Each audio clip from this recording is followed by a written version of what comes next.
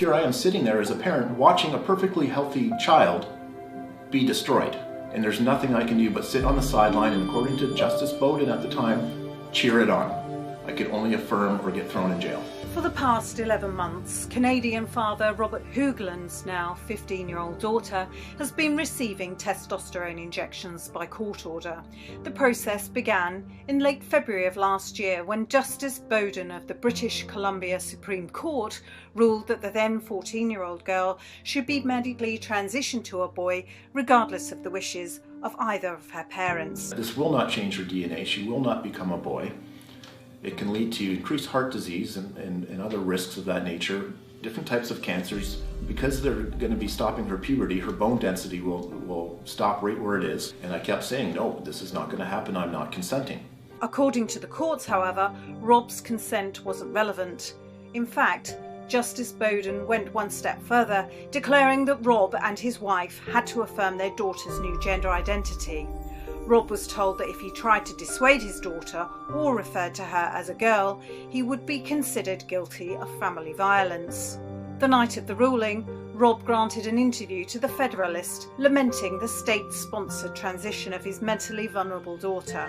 He also pointed out that his daughter was biologically a girl and would simply have her health impaired by high-dosage testosterone. The interview infuriated the BC Supreme Court. A few weeks later, Justice Francesca Mazzari convicted Rob of family violence for using female pronouns. To make sure Rob didn't refer to his daughter as a girl again, Mazzari signed a protection order authorising the police to immediately arrest Rob without warrant if he was caught referring to his daughter as a girl or with female pronouns. Rob kept quiet through the long months of 2019, hoping to get his daughter off testosterone in the Court of Appeal. But in January of this year, the highest court in British Columbia declared that Rob's daughter should continue taking testosterone. It also placed a conduct order on Rob, demanding that he continue to acknowledge and refer to his daughter as male and employ male pronouns.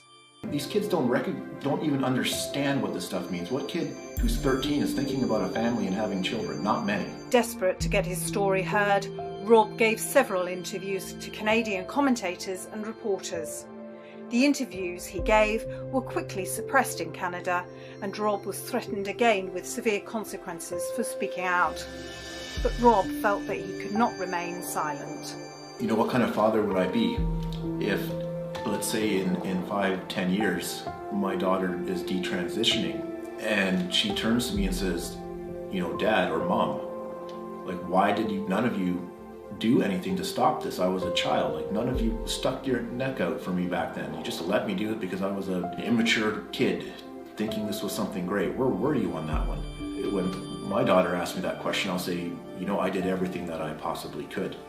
There was nothing more I could do. And then when there was nothing more I could do, I continued on because I didn't want other parents to go through what I went through.